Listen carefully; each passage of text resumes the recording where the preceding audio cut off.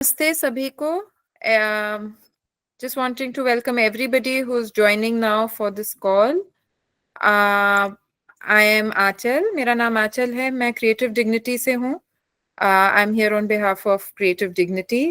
ये एक समूह बना था pandemic के दौरान. We just naturally a lot of people came together during the pandemic. ये craft sector के लिए. और हमारे पास और भी कुछ लोग हैं यहाँ पे जो क्रिएटिव डिग्निटी से जुड़े हुए हैं. We have been working in the space for craft for the past 5 years since the pandemic. और अलग अलग लोग, कुछ डिजाइनर्स हैं, कुछ क्राफ्ट पीपल हैं, और अलग अलग मुद्दे हैं जिनको हम सुलझाने का और उसके बारे में बात करना चाहते हैं. तो एक one of the topics that we have chosen, एक जो ये विषय है जिसके बारे में हम बात करना चाहते हैं, ये उससे जुड़ा है कि क्राफ्ट्स में और जो काम हाथ का होता है उसमें जो कॉपीराइट होता है, ट्रेडमार्क होता है, ऐसे बहुत सारे टर्म्स सुनते रहते हैं कि भाई आपने अपनी चीज को प्रोटेक्ट कैसे करना चाहिए. इसमें जीआई भी होता है. तो ये सब क्या होता है, इससे हमें कैसे मिल सकता है थोड़ा हेल्प कि जो हम काम कर रहे हैं, all the work that the crafts people do, all the motifs and the traditions and the techniques that the crafts people have had for such a long time. कैसे, how do you protect it, how do you safeguard it? So आज हम एक lawyer से बात करने वाले हैं जिनका नाम है श्वेतश्री मजुमदार, जो इस बारे में एक्सपर्ट हैं. She is an IP and a trademark expert. She will be joining us in some time, and while we wait for her, we will also discuss कि ये what are some of the things that we've learned yesterday. सो कल हमारा एक session था जो सिर्फ designers और business लोगों के लिए था. That session was also taken by Shwetashree. That was also for designers and entrepreneurs around trademark and copyright. तो ये वाला जो कल हमने किया, उसमें हमने कुछ कुछ चीजें जानी, और मीता भी हैं मेरे साथ, अबाउट कॉपीराइट क्या होता है, किस चीज को आप रजिस्टर करना चाहते हैं. सो ये सीखा हमने कि कॉपीराइट, कोई भी मोटिव, कोई ड्राइंग, कोई भी चीज जिसकी आर्टिस्टिक वैल्यू होती है उसको हम कॉपीराइट कर सकते हैं. वो नया होना चाहिए और वो हमारा ओरिजिनल होना चाहिए. कोई नया डिजाइन, कोई भी मोटिव यूज हो सकता है. और उसके लिए हमें रजिस्टर भी करने की जरूरत नहीं है. बस हमारे पास वो ड्राइंग ऐसा लिखा हुआ हो, उसकी फोटो हो, वो किस डेट को हमने बनाई थी, अगर हमारे पास अच्छे से रिकॉर्डेड है, तो कल को अगर किसी ने हमारा कॉपी किया तो हम ये दिखा सकते हैं कि नहीं, ये हमने ऑलरेडी बनाया था. और फिर किसी लॉयर की हेल्प से कोई भी अगर जो हमारी नकल कर रहा है उससे हम ये कह सकते हैं कि नहीं, ये आपका नहीं है, ये मेरी निजी कृति है, this is my own creation and you can not copy it. फिर हमने इसके बारे में भी बात की थी कि डिजाइन रजिस्ट्रेशन क्या होता है. सो डिजाइन रजिस्ट्रेशन एक प्रोडक्ट से लिमिटेड होता है, पर उसको आप फॉर्मली लॉन्च करने से पहले उसको, before launching it in public, before starting to sell it, you can register that. And then आप, अगर कोई उसको वैसा का वैसा कॉपी करता है कि भाई आपने एक प्लेट बनाई थी या एक कुर्ता बनाया था, उसमें इस तरीके का डिजाइन था, वैसा का वैसा अगर कोई नकल करता है, so it's not about a motive. अगर पूरा का पूरा प्रोडक्ट कोई कॉपी कर रहा है तो डिजाइन रजिस्ट्रेशन के थ्रू हमें उससे भी वो मिल सकता है कि कोर्ट में ले जा सके, और कोई भी जो नकल कर रहा है उसको हम एक बकायदा उसका प्रोसेस कर सकते हैं कि रोक सकते हैं. और ऐसा काफी सारे हमारे साथ लोग हैं जिन्होंने ये सब किया है. तो आज हम अभी 5-7 मिनट में श्वेतश्री जब ज्वाइन होंगी इसके बारे में और बात करेंगे, and we will learn what are the safeguards available. ये सीखेंगे हम कि क्या पॉसिबल है, जो लॉ से पॉसिबल है, कि क्या हमें कर सकते हैं कानूनी तौर पे अगर कल को कोई हमारी नकल करता है. If somebody copies us for a craftsperson, what is available in the law? This is what today's session is going to be about. And thank you very much for joining. मैं एक बार मीता से भी बोलूंगी, अगर वो थोड़ा सा आना चाहें स्क्रीन पे और बताना चाहें हमें. If you can pin yourself, Meeta, and just talk a little more about what the session today you're looking forward to. हाँ, थैंक यू आंचल. कल का सेशन बहुत बढ़िया था श्वेतश्री के साथ, और आज भी वो एक बहुत जानी मानी कॉपीराइट और आईपी लॉयर हैं. Shwetashri is a very well-known copyright and IP lawyer based in Delhi. उनकी कंपनी का नाम फाइडस है और इसमें बहुत सारे lawyers हैं जो इसी विषय पे काम करते हैं. So her company is called Fidus and consists of several lawyers who work on copyright and IP issues. And उन्होंने हमें बताया, of course, सबसे अच्छा तरीका है कि पहले हम register करें. पर हम लोग जो, मैं भी prints बनाती हूँ, जैसे पीछे ये prints हैं, राजस्थान में छापती हूँ चौबुंदी के साथ. एक प्रिंटिंग फैमिली है, तो मेरे भी ओरिजिनल प्रिंट्स हैं. इतने प्रिंट्स बनाते हैं कि मैं तो हर एक को कॉपीराइट करना अफोर्ड नहीं कर सकती हूँ. मेरे में उतनी क्षमता नहीं है कि अगर 100 प्रिंट बनाए तो 100 प्रिंट को हम कॉपीराइट करें. So I work with block prints as well in Rajasthan with the Chaubundi family, and we print original designs. And we make a lot of designs. So I do not have the capacity to register all the prints that we make. तो श्वेतश्री ने हमें बताया कैसे हम कुछ मतलब हम registration नहीं भी करें तो भी हमारे कुछ हक हैं अगर कोई हमारे डिजाइन्स को कॉपी करे. और एक्चुअली उनकी कंपनी को ने मेरे लिए कुछ केस फाइल किए और जीते भी. और ये इसलिए हुआ क्योंकि हमारी जो ये प्रिंट्स थी उसकी हमारी ओरिजिनल ड्राइंग थी मेरे पास. उसकी उस प्रिंट के बारे में कुछ मैगजीन्स में लिखा गया था, वो दिखा सके. उस प्रिंट्स को लेके कहीं कहीं टॉक की थी, वो सब मेरे पास इंफॉर्मेशन था, तो वो मैं उनको दिखा सकी. So I'm saying that Shwetashri's company Fidus helped me file a case regarding a particular print which has been copied all over. I always say that more people who copied it have earned more off of that print than we have. And but we won the case and we got the copyright in our favor, although before making the print it was not copyrighted. We did not do IP, वो सब नहीं किया हमने पहले. तो एक बहुत important चीज श्वेतश्री ने बोली कि अगर हम कुछ भी डिजाइन बनाए, उसकी ड्राइंग या उसकी फोटो डेट के साथ अगर हम सेव करेंगे तो बाद में हम दिखा सकते हैं कि ये हमारे, चाहे आप अपने फोन पे सेव किया हो, अपने कंप्यूटर में सेव किया हो, उससे भी फर्क पड़ेगा. और दूसरा उन्होंने बोला अगर हम किसी को तस्वीरें भेजे अपने डिजाइन्स की तो उसमें हम जैसे बहुत सारे मैसेजेस भेज दिए व्हाट्सएप में, तो लास्ट में एक मैसेज ये भी भेज सकते हैं कि ये तस्वीर मेरी ओरिजिनल डिजाइन की है और ये डिजाइन्स मेरे परमिशन के बिना यूज नहीं हो सकते. सो ये भी कहने से फर्क पड़ता है क्योंकि अगले को समझ आता है कि हमें मालूम है कि ये हमारे हैं और हमारे कुछ हक हैं. So she suggested that when we send images, whether over email or WhatsApp, if we just write the lines that the text and images in these messages are proprietary and may not be reproduced without my permission, even that makes a difference and helps us establish ownership over our designs. Bhakti, I don't know if you have that. Do you have the photo of the 2 images that you had sent me yesterday? You know, the 2 designs which were copied? I do. मैं screen share करती हूँ. Yeah, if you could share that screen, then we can just show कि even similar से भी फर्क पड़ सकता है.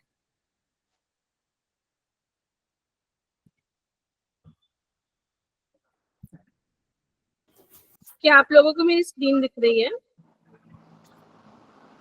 यस मैम, दिख रही है. तो ये जैसे डिजाइन एक किसी पर्टिकुलर किसी का था और फिर साल भर बाद किसी और ने इसे कॉपी किया, तो ये सब डिजाइन उनके पास ओरिजिनल थे, डेट्स थी, तो वो अपना कर पाए, उनको ये दिखा पाए कि ये कॉपी हुआ है और उनको इसका फायदा मिला. These designs look very similar and are clearly copied. So the original was launched in 23 and the copy was done in 24. And I think they were talking about how they were able to establish that they were copied from last year, from the year before. So if we keep a documentation, a trail of our designs, that can make a big difference. तो सभी को ये भी बता दूं, हम दोनों हिंदी और इंग्लिश में बात कर रहे हैं। जो भी हम आपको हिंदी में बता रहे हैं वही इंग्लिश में रिपीट हो रहा है। तो अभी मीता ने यही बताया कि जो भी अगर नया ड्राइंग, नया डिजाइन बनता है, अगर उसका रिकॉर्ड होता है कहीं पे, अगर आपके पास कहीं पे भी आपने उसकी फोटो ली है, कहीं पे डेट पता पड़ रही कि आप पहले थे जिसने ये बनाया था, तो आपको बाद में कोर्ट में बहुत उसका फायदा मिलता है। तो ये एक जो भी आप काम करते हैं, अभी श्वेतश्री आने से पहले हम सिर्फ ये शेयर कर रहे हैं कि कल क्या हुआ। We are only sharing what we learned yesterday.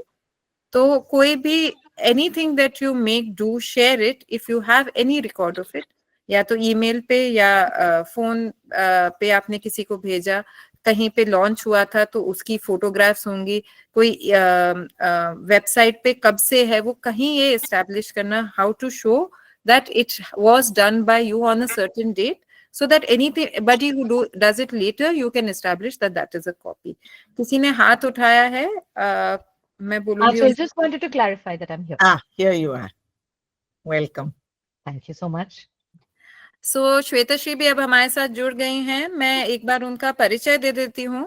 हम ये इस तरीके से चलाएंगे, मैं, आंचल और मीता तो क्रिएटिव डिग्निटी से हैं। श्वेतश्री जो हैं वो हमने उन्हें गेस्ट के जैसे इनवाइट किया है। We have invited her as a guest today to talk a little more on this topic. So let me just introduce her. Shwetashri is an alumni of the National Law School in Bangalore, and she has founded Fidus Law Chambers in 2008, and her practice largely revolves around litigation, enforcement, and counseling in intellectual property, technology, advertising, and trade secrets. और बहुत विख्यात हैं, बहुत सारे इनको बहुत powerful लोगों में से गिना जाता है जो इस एरिया में काम कर रहे हैं। तो श्वेतश्री वैसे नेशनल लॉ स्कूल बैंगलोर से हैं, उनकी अब अपनी खुद की एक कंपनी है फाइडस लॉ चेम्बर्स, और उनका काम काफी सारा इसी में जाता है कि इंटेलेक्चुअल प्रॉपर्टी, टेक्नोलॉजी, ये सब कैसे अलग अलग डोमेन्स में कैसे काम करते हैं। उन्होंने काफी सारा फैशन में, क्राफ्ट्स में भी बहुत काम कर रखा है, इसलिए आज वो आपको समझाएंगी। And we are using both English and Hindi. अगर किसी को नहीं समझ में आता है तो please raise your hands, we will try and clarify. पर हम चाहते ये हैं कि आप हाथ उठा के पूछ सकते हैं, पर हम चाहेंगे सबसे ज्यादा कि आप एंड तक वेट करें। एक बार श्वेतश्री का पूरा जब उनका लेक्चर खत्म हो जाए, फिर अपने जो भी आपके क्वेश्चंस हैं, whatever questions or clarifications that you want, please wait till the end of her talk to ask those. With that, I'll ask Shwetashri to take over and we can begin. Thank you so much, Aanchal. सबको सबसे पहले मेरा सादर नमस्कार। और मैं 22 साल से सिर्फ ये इंटेलेक्चुअल प्रॉपर्टी के फील्ड में काम कर रही हूँ, और मैं बहुत जल्दी जो अटेंडीज है सबका नाम देख रही थी ये समझने के लिए कि हिंदी बेस्ट लैंग्वेज होगा कि नहीं। पर किसी को अगर हिंदी समझ में नहीं आती है तो प्लीज पूछ लीजिएगा, हाथ उठाइएगा। हम इसको जितना हो सकता है इंटरैक्टिव करने की कोशिश करेंगे ताकि आपके जो क्वेश्चंस है और डाउट्स है वो हम क्लैरिफाई कर सके। तो सबसे पहले मैं बेसिक कॉन्सेप्ट्स आपको समझाना चाहती हूँ, so that we can start from there. Basic concepts जो है, कॉपीराइट का नाम सबको पता है। सबको पता है कि कॉपीराइट जो चीज है, कॉपीराइट में बहुत सारी इश्यूज आते हैं। तो कॉपीराइट चीज क्या है वो मैं एक्सप्लेन करना चाहती हूँ आपको, जो कि है सबसे पहले ये समझना जरूरी है कि आप में से कुछ लोग हैं जो अपना काम खुद क्रिएट करते हैं, ठीक है, और कुछ लोग हैं जो दूसरों के लिए वो काम एग्जीक्यूट करते हैं, जिसमें आपको डिजाइन दिया जाता है और आप उसको दूसरों के इंस्ट्रक्शंस के हिसाब से बनाते हैं, ठीक है। तो कॉपीराइट लॉ में ये माना जाता है कि जो भी क्रिएटर है उनको उस क्रिएशन के ऊपर उनका राइट्स होता है। क्रिएशन क्या माना जाता है? क्रिएटर कौन होता है?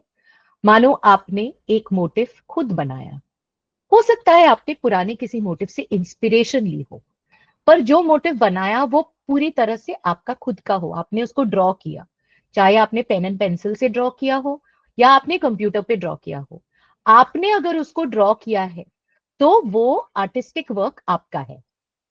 फिर उसमें आपने कलर्स भरे। कुछ लोग क्या करते हैं, किसी प्री एग्जिस्टिंग मोटिव, चलो चलो आप अम्बी ले लो या फिर आप कोई ट्री ले लो या कुछ ले लो, पहले के कोई मोटिव, कोई तोता या पोपट कुछ भी लेके आपने डिसाइड किया कि अच्छा चलो हम पोपट को ऐसे बनाएंगे, इसको ऐसे पतला बनाएंगे, उसको ऐसे पेड़ के शाखे पे बिठाएंगे, फिर उसके नीचे, उसके मुंह के नीचे एक अनार डालेंगे। तो ये सारी चीजें, अनार भी पहले पता है, पेड़ भी पहले का मोटिव है और पोपट भी पहले का मोटिव है, पर आपने वो तीन मोटिव को लेके उनका जो संलग्न किया और आपने उन तीनों को इकट्ठा करके आपने एक मोटिव बनाया। बना के फिर आपने डिसाइड किया कि वो मोटिव मैं इस तरह से बॉर्डर में डालूंगा, उसके साथ मैं ऐसे पल्लू बनाऊंगा, ठीक है, पल्लू में मैं दूसरा कोई और मोटिव डालूंगा। तो ये सारी चीजें करके आप जो फिनिश प्रोडक्ट बना रहे हो सकता है इंडिविजुअली वो सारे मोटिव पहले से है, पर आपने ये जो फाइनल प्रोडक्ट क्रिएट किया, उस तरह का फाइनल प्रोडक्ट कभी एग्जिस्ट करता नहीं है, तो फिर वो प्रोडक्ट आपका बना। In other words, for those who don't understand Hindi, what I'm saying is sometimes you can take old motifs that exist, and when you are putting them together and you are creating a finished work out of those old motifs, then that finished work is yours, your artistic creation, and you can have copyright over that finished work. तो ये जानना बहुत जरूरी।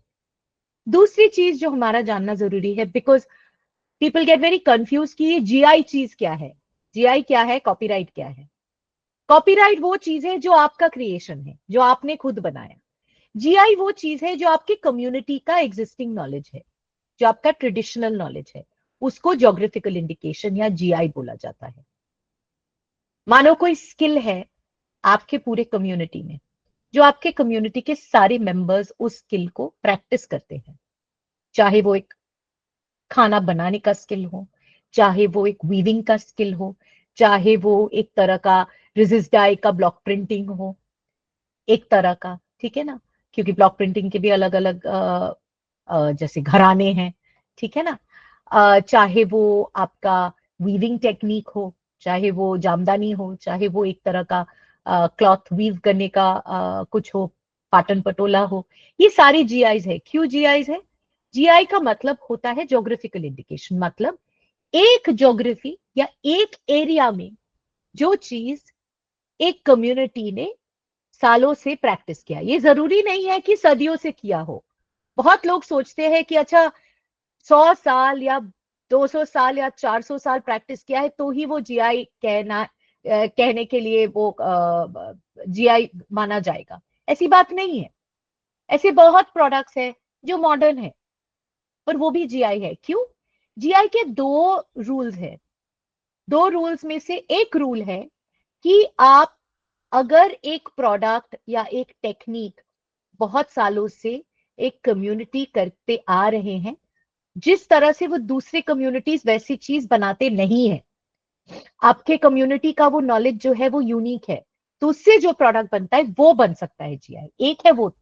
और दूसरा है कि आप ऐसी चीज बना रहे हो जो लोकल, जैसे हमारे एग्रीकल्चरल प्रोडक्ट्स जो होते हैं, कोई आम या किसी तरह का चावल, किसी तरह का फूड प्रोडक्ट, जो आपकी जो एरिया है वहां का सॉइल, वहां का एयर, हाँ, वहां का क्लाइमेटिक कंडीशंस, इन सब की वजह से उस एरिया में फेमस है। जैसे कुछ कुछ वीविंग टेक्निक्स में डाइज यूज होते हैं लोकल मटेरियल से। Now those that particular, say you take something like a Kotpad sari in Orissa, ठीक है, if you are making a Kotpad sari in Orissa, there is the आउल ट्री जिसमें से वो मदर डाई आता है, ठीक है। और वो कोटपाड की जो वीव है, जैसे हमारा काला कॉटन है, अगर हम गुजरात में देखें तो वो कोटपाड साड़ी का जो वीव है, वो कोटपाड साड़ी का जो कपड़ा है, जो लोकल कॉटन है, वो अलग है, राइट। जैसे छत्तीसगढ़ का कोसा है तो वो छत्तीसगढ़ में ही बनता है। सो ये चीजें जो है वो अगर लोकल किसी क्लाइमेटिक कंडीशंस या लोकल किसी, चाहे वो लोकल प्रैक्टिस ही क्यों ना हो, ऐसा है जैसे I can see Sufiya Khatri is here on the call, तो अजरक को अगर देखा जाए, है ना, तो अजरक ऐसा जरूरी नहीं था कि अजरक अजरकपुर में ही बने, हाँ, पर वहीं पे वो प्रैक्टिस शुरू हुआ था 400-500 साल पहले और कंटिन्यू हो रहा है। तो Ajrakpur has become famous for Ajrak, उस एरिया से अजरक कम्स, तो फिर वो जीआई बन जाता है अजरकपुर के लिए, ठीक है। तो जीआई बनने का फायदा ये होता है, या फिर कोई आप टेक्निक ले लो जैसे Matani Pachedi which is a painting technique, वो एक कम्युनिटी प्रैक्टिस करती है, वो उस कम्युनिटी की ही टेक्निक है। तो ऐसे प्रैक्टिसेस जब होते हैं ना, तो लॉ तब क्या रिकॉग्नाइज करता है, कॉपीराइट और जीआई का डिफरेंस क्या है? कॉपीराइट होता है इंसान का अपना, उसमें हम सेल्फिश होके बोल सकते हैं ये सिर्फ मेरा है ना, वो एक मोनोपोली है। मोनोपोली का मतलब क्या है कि सिर्फ हमें राइट्स है उसके ऊपर।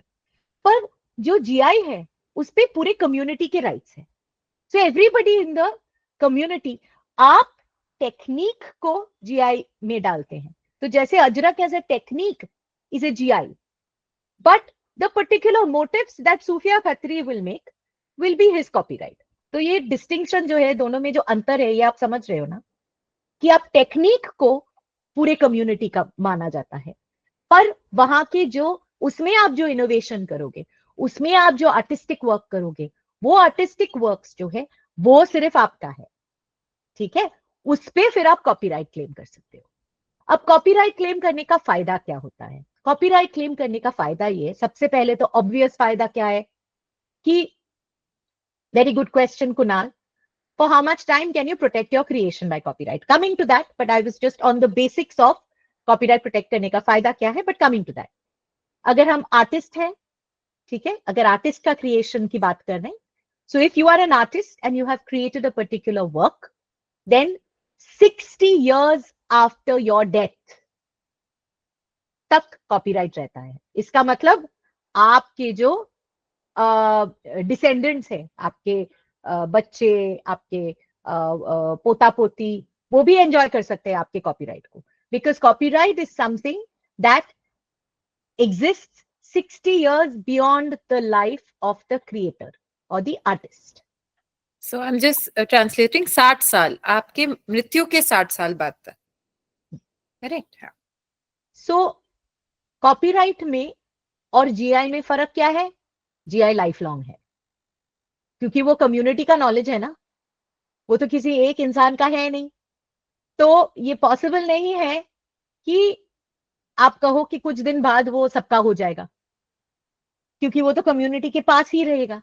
पर कॉपीराइट क्योंकि वो सिर्फ एक इंडिविजुअल का है, सिर्फ एक इंसान का है, इसलिए वो माना जाता है कि copyright belongs, copyright has a limited life.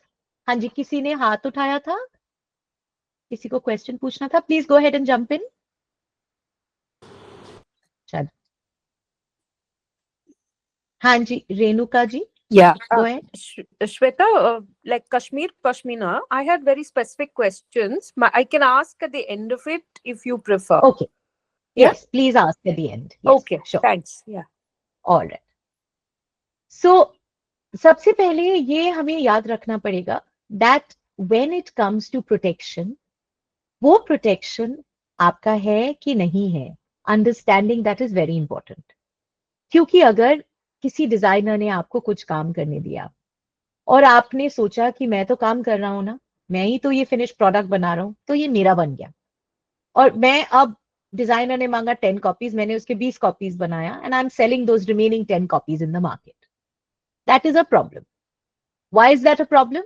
That is a problem because the person who has created the design, who has given you the design and has told you to make those saris और whatever, curtains or kurtas, जो भी है, they own the copyright, and if they own the copyright, you cannot make multiple copies and sell it in the market.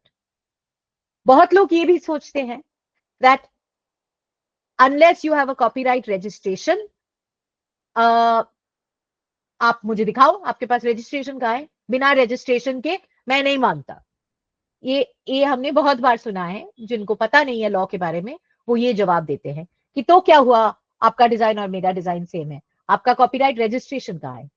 अब आपको ये याद रखना है that copyright as a law was created to help artists and authors. Copyright law बनाया गया था artist और ऑथर्स की मदद करने के लिए, ठीक है। और इसलिए ये ऐसा लॉ है जिसमें ज्यादा भारी भरकम रजिस्ट्रेशन की रिक्वायरमेंट्स है ही नहीं। आपने अगर कोई चीज को क्रिएट किया है तो आप उसके क्रिएटर हो, वो आपसे कोई नहीं छीन सकता है। So as the creator of something you own the copyright in it, चाहे आपने उसको रजिस्टर करा है या ना करा है। ठीक उसी तरह से किसी ने आपको अगर अपना डिजाइन दिया है, ड्रॉ करके दिया है और बनाने दिया है, तो they own the copyright over it, चाहे उसने रजिस्टर किया हो या ना किया हो। So just because someone does not have a registered copyright, इसका मतलब ये नहीं कि वो उस चीज को अपना नहीं कह सकते हैं। ये समझना बहुत जरूरी है। दूसरी चीज, लोगों में ये बहुत गलत फहमी है, lot of people have this misconception that if you make 5 changes then there is no copyright। मतलब कि लोग सोचते हैं कि मैंने अगर आपका डिजाइन लिया और उस डिजाइन में मैंने 5 चीजें अलग कर दिए, एक कलर बदल दिया, एक जगह से एक चीज को हिला के दूसरा कर दिया, 5 चेंजेस बना दिए या 7 चेंजेस बना दिए, तो फिर उसमें कॉपीराइट नहीं रहता है। ये बिल्कुल गलत फहमी है। This is a complete untruth. ऐसा कुछ नहीं है। कॉपीराइट का टेस्ट क्या होता है? अगर आपका कॉपीराइट है, आपने किसी चीज को क्रिएट किया है या किसी और ने क्रिएट किया है और आपने उसको कॉपी किया है, तो कोर्ट क्या बोलेगी, जज क्या बोलेगी? जज ये देखेंगे, जज ये देखेंगे कि जो चीज कॉपी हुआ है, जो कह रहे हैं कि कॉपी हुआ है, वो और ओरिजिनल चीज को साइड बाय साइड रख के दोनों सब्सटैंशियल सिमिलैरिटी टेस्ट होता है, लीगल टेस्ट होता है सब्सटैंशियल सिमिलैरिटी, कि दोनों को देख के क्या लगता है कि दोनों सब्सटैंशियली सिमिलर है। अब आर्टिस्टिक वर्क को 1 मिनट के लिए दूर रखो, ड्राइंग और पेंटिंग और ब्लॉक प्रिंटिंग और ये सबको दूर रखो 1 मिनट के लिए। एक किताब के बारे में सोचो या एक फिल्म के बारे में सोचो। फिल्म सोचते हैं, ठीक है, फिल्म का एग्जाम्पल लेते हैं। सो मेनी टाइम्स हम एक फिल्म देखते हैं और हमें लगता है कि यार ये तो पहले एक ऐसी फिल्म बनी थी, है ना, उस फिल्म को कॉपी किया है इस फिल्म ने। ऐसे कितनी बार हुआ है कि हमने एक मॉडर्न फिल्म देखा और हमने सोचा कि ये तो पुरानी फिल्म को कॉपी किया है। पर अगर आप बैठ के सीन बाय सीन दोनों को साइड बाय साइड रखो, दोनों फिल्मों को सीन बाय सीन, आप देखोगे कि उसमें बहुत सारे अंतर आ गए हैं, क्योंकि उससे इंस्पायर होके हो सकता है डायरेक्टर ने बनाया है, पर उसको मॉडर्न करने के चक्कर में उन्होंने मॉडर्न वेरिएशंस उसमें जरूर किया होगा। तो जब वो वेरिएशंस करते हैं, स्टोरी लाइन को अपना लेते हैं, अपना बना लेते हैं, उसमें अपने मॉडिफिकेशंस कर देते हैं, कैरेक्टर्स कहाँ से आते हैं नहीं आते हैं, वो सारी चीजें बदल देते हैं, then maybe the idea is similar but the film as a product और जो नया फिल्म है, जो प्रोडक्ट है, वो दोनों सिमिलर नहीं होंगे। सो ये इंपॉर्टेंट है, आपको ये याद रखना है कि कॉपीराइट आइडिया के लिए नहीं होता है। आपके दिमाग में एक आइडिया है कि मैं एक गारमेंट बनाऊंगा जिसमें मैं कामधेनु गाय को यूज करूंगा पल्लू में, जैसे वेंकटगिरी में बहुत यूज होता है कामधेनु गाय। तो किसी ने सोचा कि मैं कामधेनु गाय का पल्लू बनाऊंगा। तो ऐसा नहीं कि कामधेनु गाय का जो आइडिया है वो आइडिया किसी का बन गया।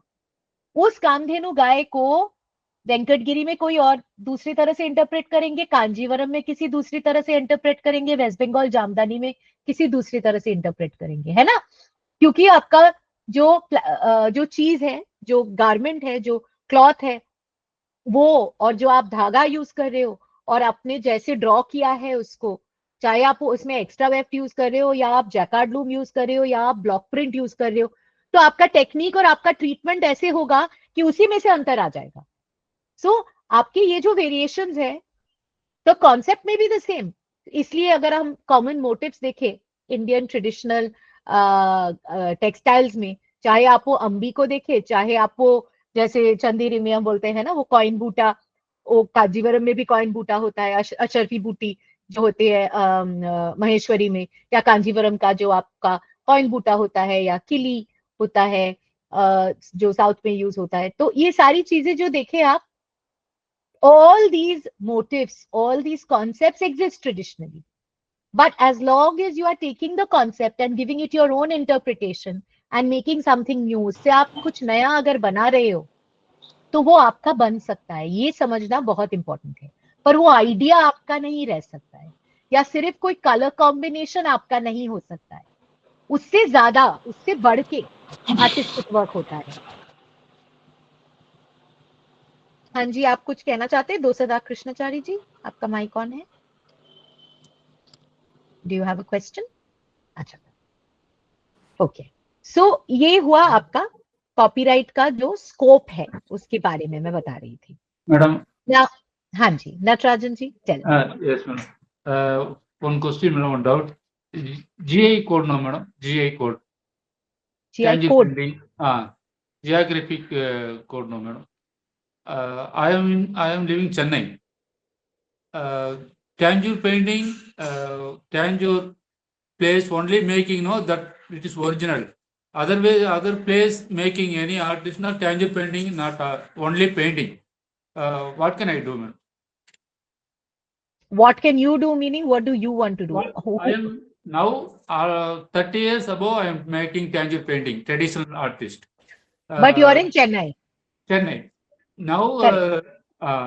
now that problem no, you are Chennai. No, you are not tangible artist. You are living tangible only. You are tangible artist. That is problem. That is a problem.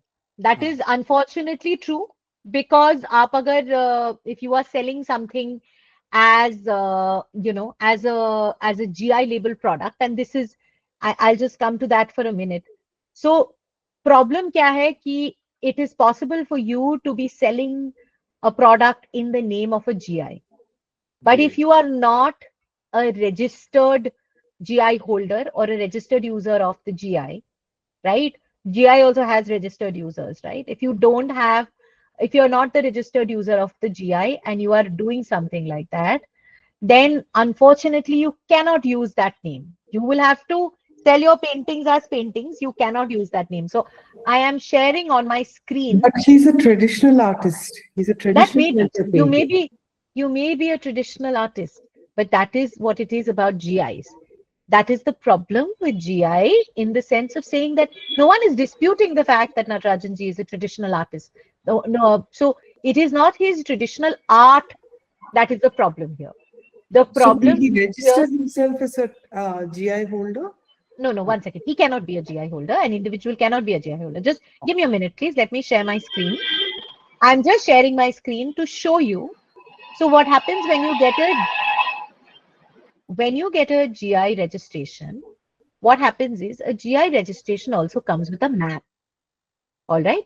So I'm just sharing my screen to show you the map of Tanjore painting GI registration. So if you see the map, what you will realize is, one second.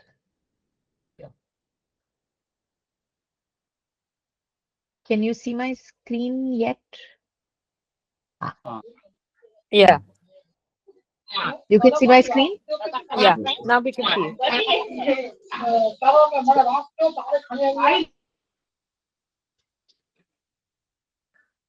Okay. So I will request whoever's not speaking to mute themselves, please. So if you see this map, what you will realize is that the Tanjore painting geographical indication comes with this particular geographical area demarcated as the area for Tanjore painting, right? Now, Natarajan ji, you and I both know that it's not true that everyone who makes a Tanjore painting only resides in that area, correct?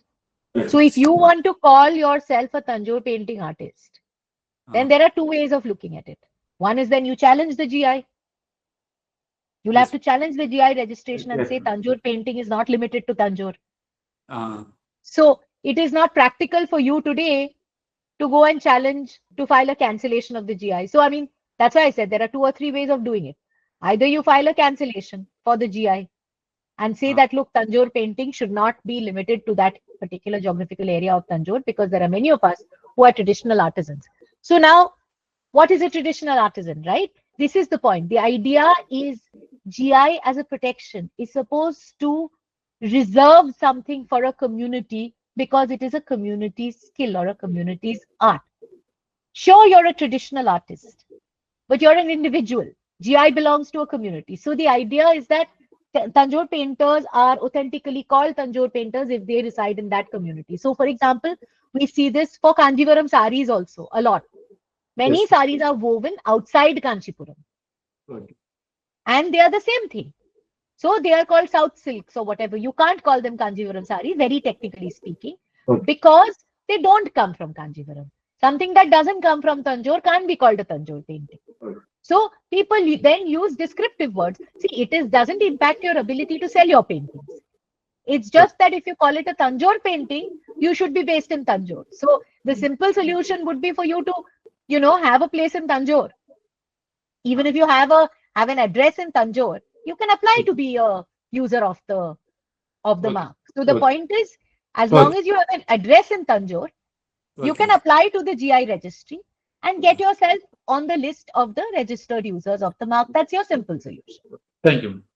right? So Thanks. ये बहुत important है समझने के लिए. देखो, every time one of us has okay, one second, I'm coming to your question, Margaret. One of us, every time we are impacted individually, we think that something is unfair and that we should have the right. And I'm not talking about Natarajanji, I'm talking about it in a broad general context, right? We feel that this is not right because I am practicing this particular art form or whatever. But we have to understand that the law doesn't make exceptions, right? If the law took every exception, then there would be no law. The idea that the GI law has been created, the idea behind it is to be able to help everybody who belongs to a particular community. In other words, GI law बनाया गया है community को protect करने के लिए. एक community जिसका traditional knowledge वो है. हो सकता है आप उस चीज को practice करते हैं किसी और जगह बैठ के. हो सकता है वो skill आपकी family को पता है. हो सकता है आपने migrate किया हो. ऐसे हम जानते हैं बालूचरी के कॉन्टेक्स्ट में बोलते हैं कि बहुत बनारस वीवर्स आजकल बालूचरी बनाते हैं. ये माइग्रेशन होता है क्योंकि पॉलिटिकली स्पीकिंग, ज्योग्राफिकली स्पीकिंग, एक जगह से लोग दूसरी जगह ट्रैवल करते हैं.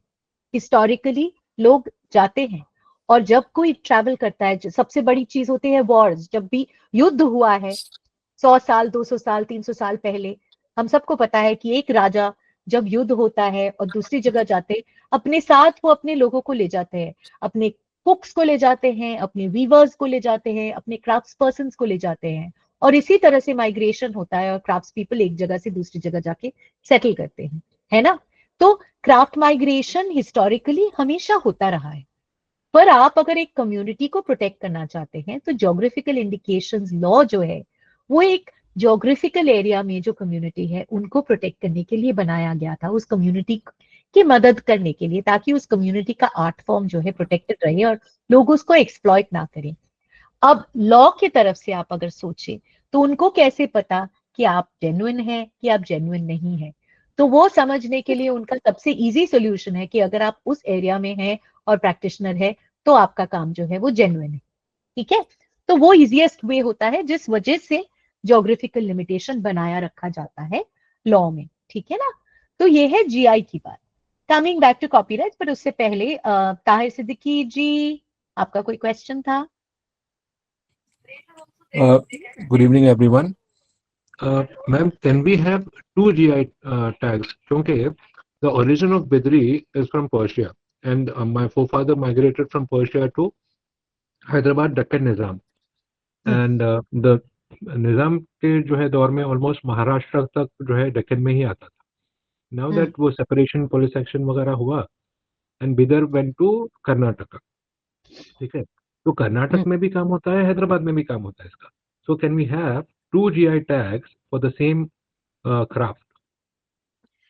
Thank you for asking this question, Tahir ji, because this brings me to something very interesting. एक concept है GI Act में called homonymous GIs. Homonymous GIs कुछ भी नहीं है. दो तरह की GIs होते हैं. एक है shared GI, जैसे कि बासमती. हमारा जो बासमती का GI रजिस्ट्रेशन है, basmati GI registration is shared between I think Uttar Pradesh, Madhya Pradesh, Punjab, Haryana, UP, ऐसे 4-5 स्टेट्स के बीच में शेयर्ड GI है. क्यों?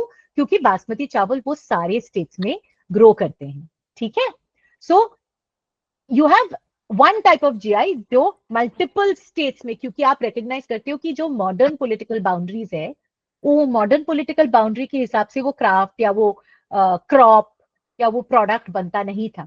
सो मॉडर्न पॉलिटिकल बाउंड्रीज के हिसाब से नहीं, तो मैंने इसलिए कहा ना कि वो मैप बहुत इंपॉर्टेंट होता है।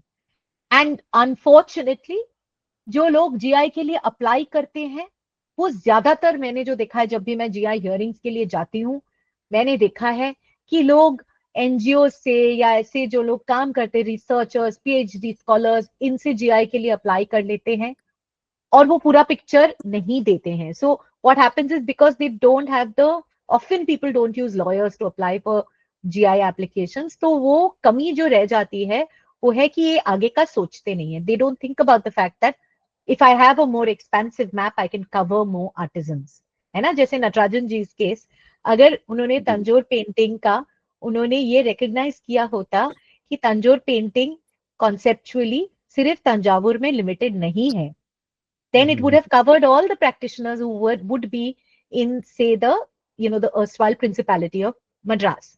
So similarly, it is possible to get a multi-state GI. Otherwise, because Karnataka has already taken a GI for the Bidri work, the other possibility that exists is you apply for specific GIs for the state, and ये भी ऐसे भी है. So best example आप लोगों ने papers में देखा होगा, हाल ही में, क्योंकि मीडिया में जो होता है ना वो बिना जाने कुछ भी लिख देते हैं, तो हाल ही में मीडिया में बहुत सारे आर्टिकल्स थे कि अच्छा बंगाल और उड़ीसा लड़ रहे हैं रसगुल्ला पे. हाँ, is it Bengal's Rasgulla or is it Odisha Rasgulla? But in reality कोई लड़ाई थी ही नहीं, because Bengal has a registration for Bengal Rasgulla and Odisha has a registration for Odisha Rasgulla. So it is a recognition that Rasgulla as a food is there in Bengal and is there in Odisha. So there's Odisha Rasgulla and there's Bengal Rasgulla. So that is why, in fact, it is helpful to have a GI registration which has the name of the area in front of it. It helps, you know, distinguish it. So for example, हम शुरू में अगर देखें, one of the first few GIs was, of course, the first one was Kashmir Pashmina. उसके बाद Darjeeling tea. तो Darjeeling tea का जो GI है, that is not a GI for all tea, है ना? ऐसा नहीं कि Darjeeling tea हो गया तो और कहीं चाय नहीं बन सकती है. Assam tea is different, Nilgiri tea is different. So depending on which geographical location you come from, you can have, you know, so even with respect to Kosa, there are, for example, 2 states that make Kosa, right? So आज के date पे अगर आप ये सारी चीजें देखो तो मल्टीपल स्टेट्स में जो भी है उसको आप उस स्टेट के नाम से GI registration कर सकते हो.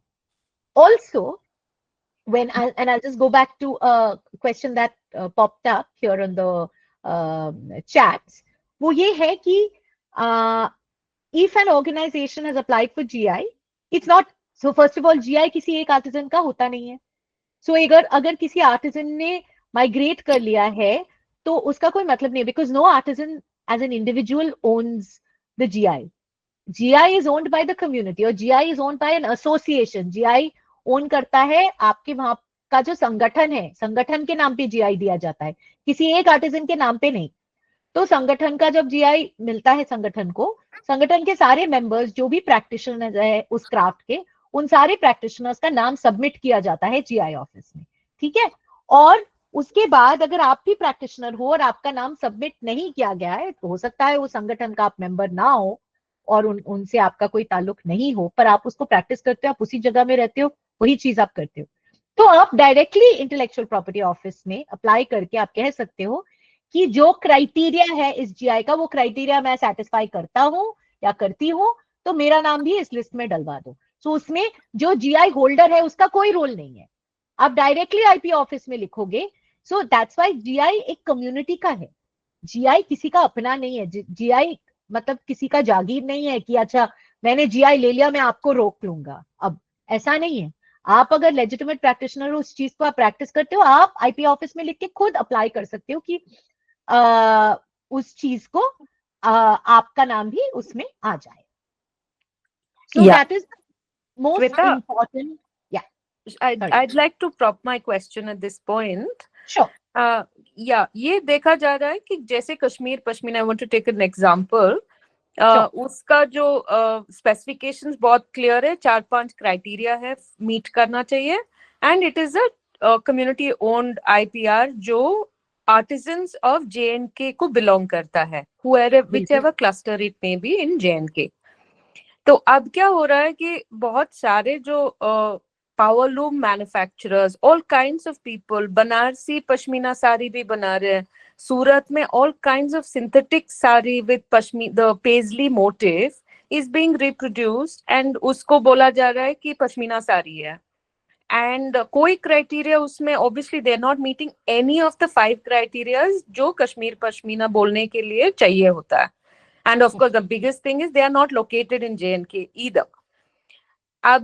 My specific question is, these are small manufacturers, and the packaging or the labeling, everything is meant to mislead the customer.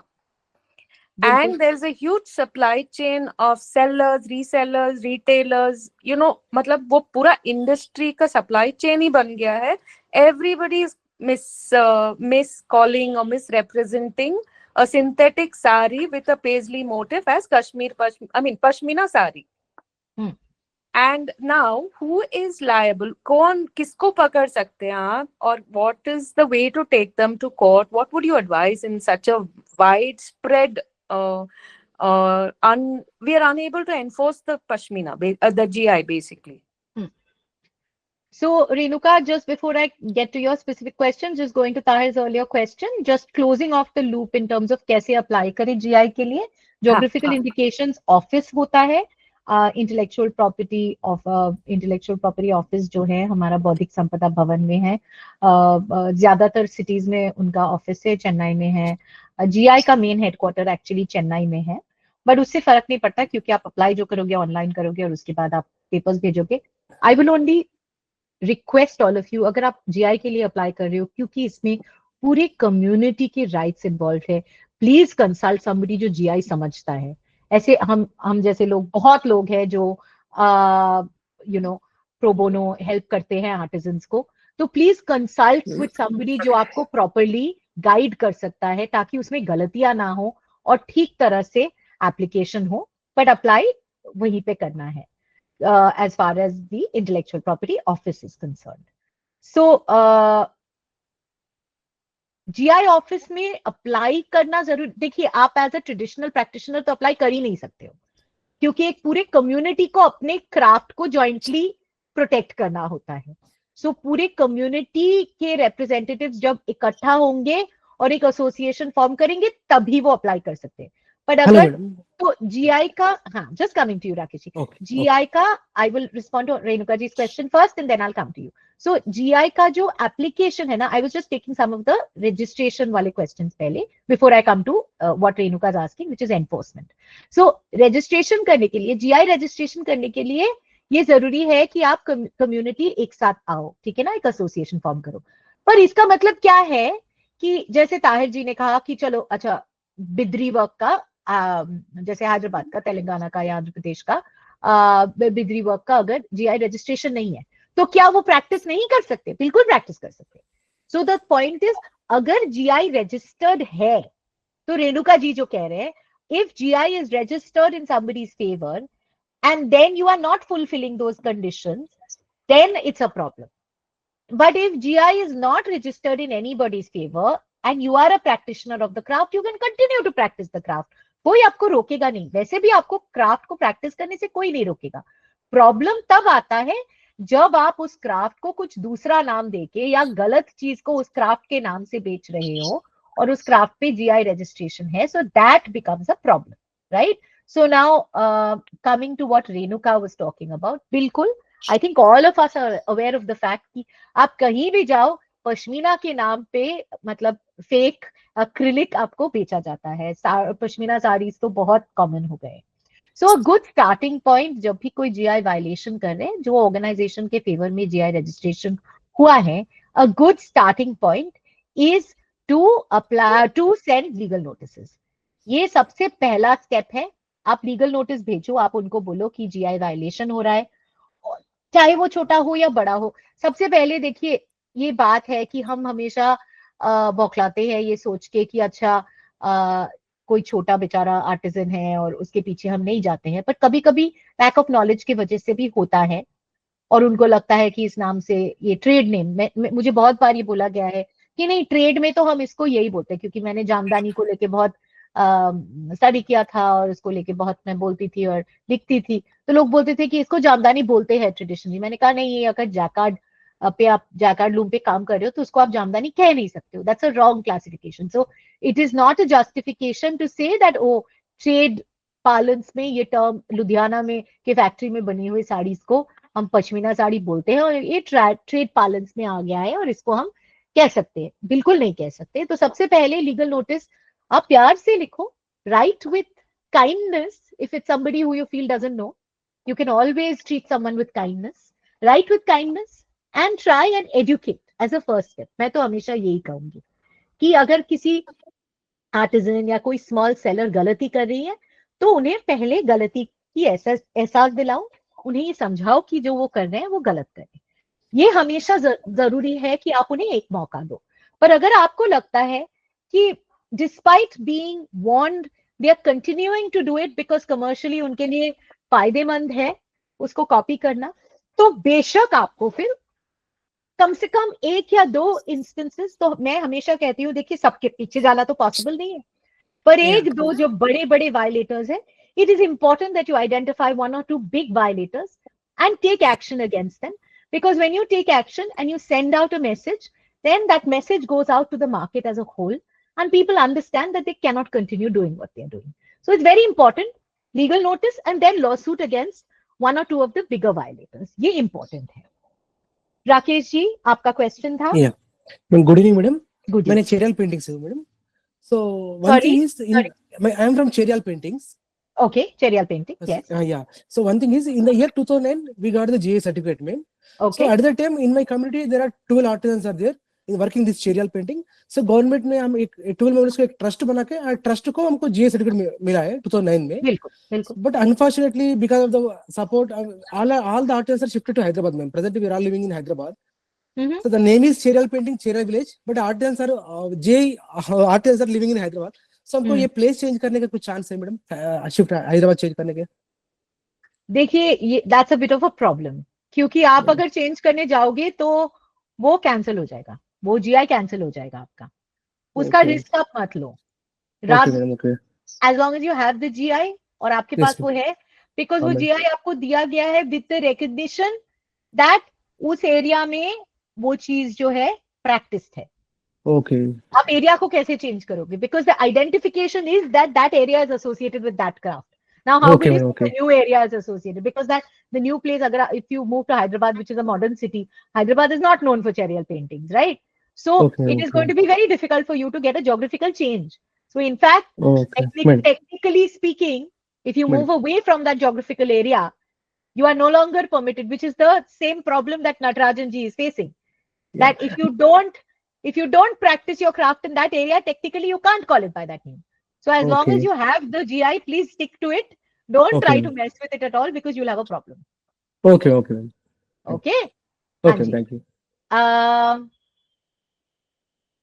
We have questions from, this was intended to be more on copyright, but we will go with whatever everyone wants to talk about. So I'm going Subrata Sharkar and Vankar Meghji in that order. May I have your questions, please? नमस्ते ma'am, सबको नमस्ते। नमस्ते। Actually हम waste Bengal से नदिया district में, actually मेरा area handmade का item ज्यादा होता है, इस जगह पे एक्चुअली हैंडलूम का ही काम होता है। लेकिन क्या है, अभी सब पावरलूम हो चुका है। पावरलूम का जो साड़ी वगैरह, स्कार्ट वगैरह या स्टोल, जो भी फैब्रिक सब पावरलूम में तैयार कर रहे हैं, लेकिन उसको हैंडलूम बोल के बेच रहा है। और बेसिकली हम लोगों का क्या है, जो है जामदानी जो होता है, आपका कोई जैकेट में तैयार कर रहे हैं, कोई मैसिंग पावरलूम में भी तैयार कर रहे हैं।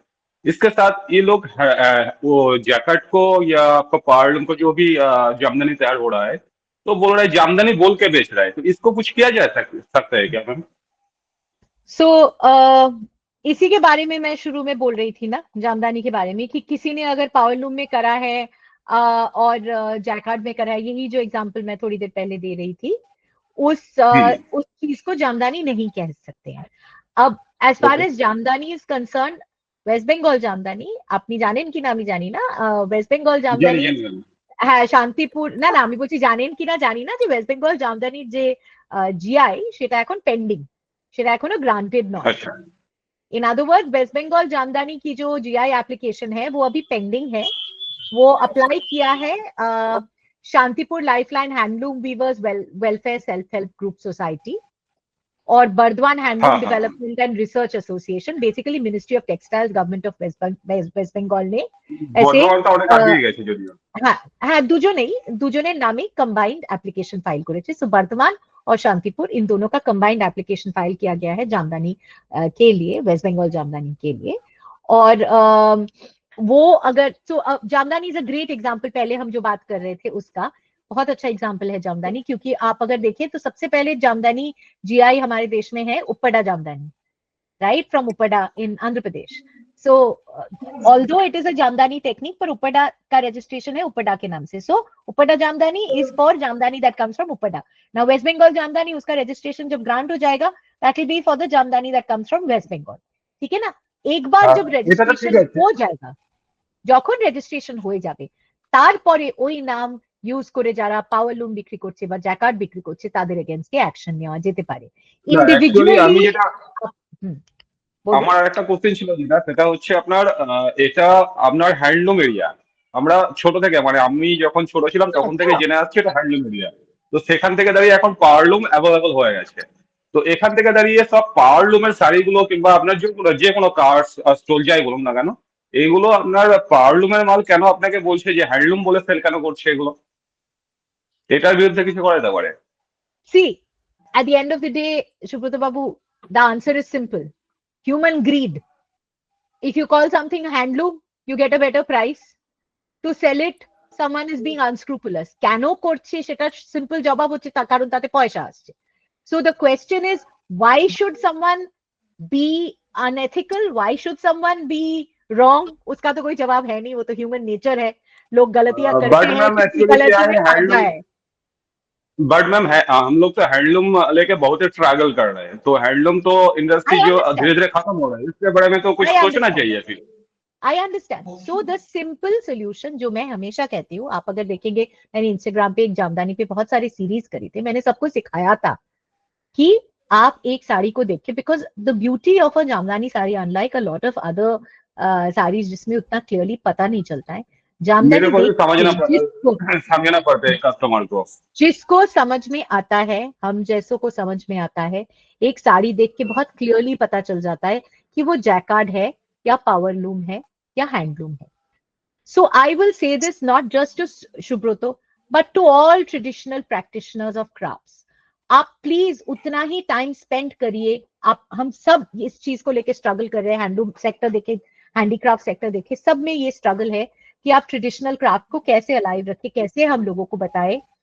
तो मैं यही कह रही हूँ कि आप कंज्यूमर को एजुकेट करो, आप लोगों को सिखाओ, आप लोगों को समझाओ कैसे ट्रेडिशनल आपका जो हैंडलूम प्रोडक्ट है उसको कैसे रिकॉग्नाइज कर सकते हैं, उसकी क्या पता है। मैंने सुब्रतो बाबू एक सिंपल टर्म मैंने खुद कॉइन किया था, जिससे मैं सबको समझाती थी कि एक चीज को देख के आपको कैसे पता चलेगा कि वो जामदानी है। और मैं आपको ये बात बता रही हूँ, আমি সবাইকে বলতাম, if you take a sari and you turn to the reverse, अगर एक्स्ट्रा वेट जामदानी का काम किया हुआ है in the handloom, उसमें एक यू टर्न होता है। I started calling it the U turn. Jacquard में वो थ्रेड धागा कटा हुआ होता है और पावरलूम में आपको वो धागा दिखेगा ही नहीं। So if it is a traditional jamdani, आपके रिवर्स साइड में आपको यू टर्न दिखेगा, because the thread is going like that in a U turn, the extra weight thread. तो आप यू टर्न के बारे में लोगों को सिखाओ, teach people. At the end of the day, unless, see, from a legal point of view, I can tell you as a lawyer, I can't answer ethically, कोई answer तो है नहीं ना इसका। Every time there is something, there will always be people, there will be cheats, there will be thieves, there will be people who are unscrupulous. तो हमें ये देखना पड़ेगा कि हमारी तरफ से हम क्या कर सकते हैं। दो चीज कर सकते हैं, लीगल प्रोटेक्शन पे अटेंशन दे सकते हैं ताकि हम अपनी तरफ से अपना जो क्राफ्ट है उसको पूरी तरह से अच्छी तरह से प्रोटेक्ट करें।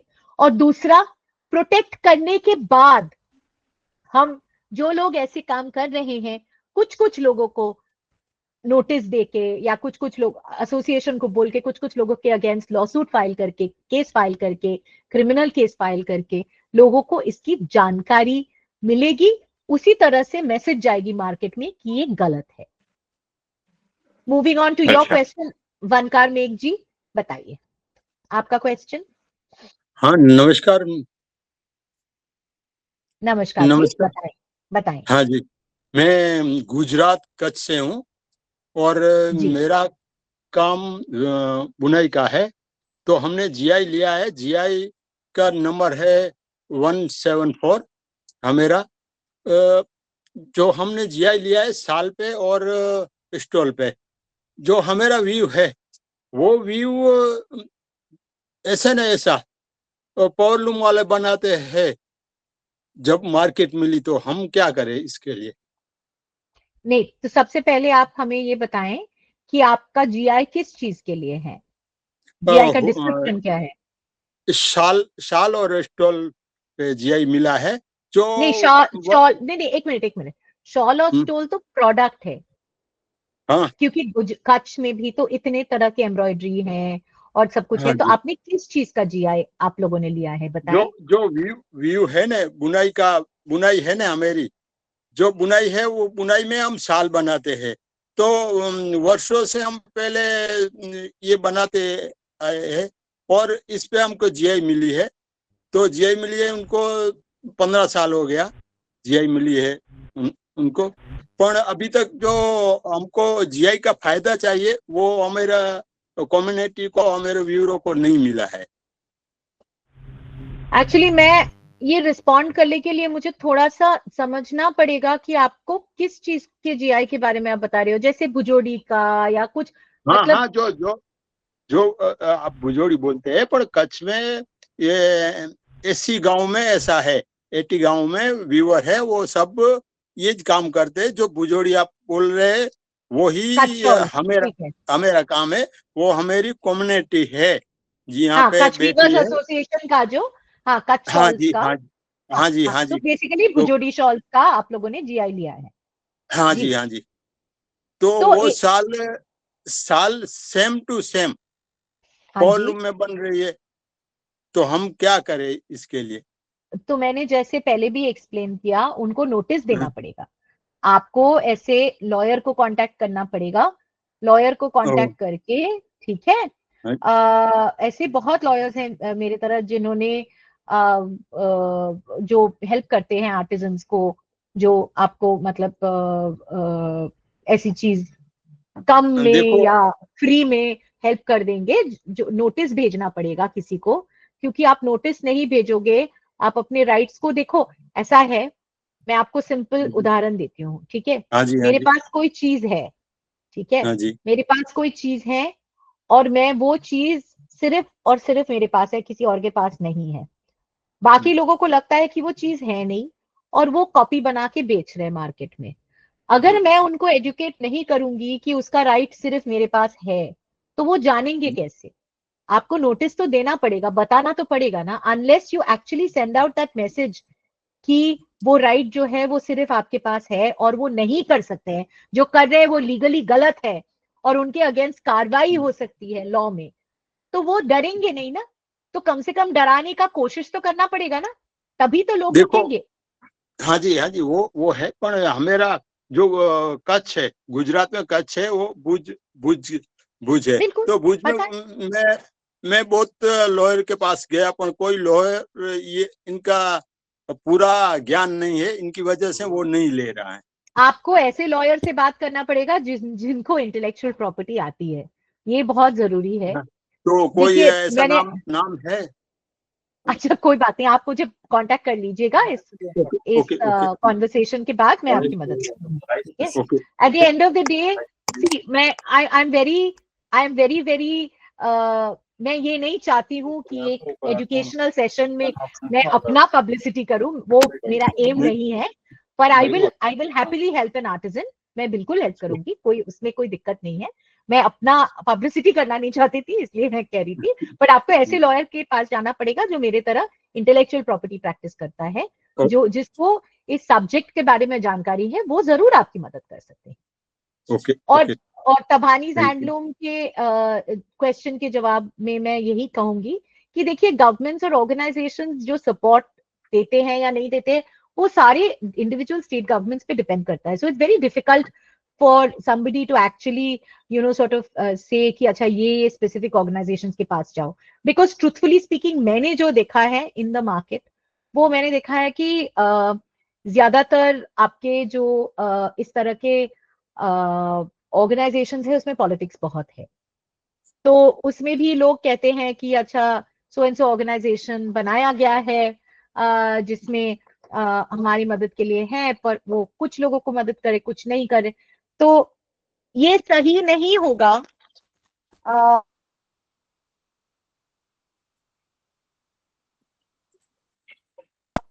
सुनाई दे रहा है? Yes ma'am. तो ये सही नहीं होगा किसी स्पेसिफिक ऑर्गेनाइजेशन या इसका नाम लेने का without doing proper background research, क्योंकि वो किस तरह से मदद करते हैं, क्या करते हैं, उनके पास क्या रिसोर्सेज है, वो बिना जाने, हाँ, बिना जाने ऐसे कह नहीं सकते हैं. तो इसलिए मैं ऑर्गेनाइजेशंस का नाम नहीं कर सकती हूँ. So, Margaret, responding to your question, I'm not sure why KVIC becomes relevant, because Khadi, could you explain your question, please? Because KVIC does not work with indigenous organic cotton in Nagaland. I agree with you. But your indigenous, cotton and nettle cloth, in fact, I've just come back from Nagaland. I was there for the Hornbill Festival. So my bags are full with cotton and nettle from Nagaland. And so, it is a matter of fact that I should show you my lovely owl shawl that I'm wearing today. But as far as this is concerned, you don't need Khadi or KVIC support in order to be able to get a GI registration at all. May I come in? Yes, please go ahead. Yeah, no, so reason why I put KVIC in the picture is they just do not recognize indigenous raw material which is available in the state, and they focus in some very other craft. One of them being like Eri silk, but Eri is not from Nagaland. So my main concern is if, and the thing is, cotton and nettle is very much there, but it's very few in number.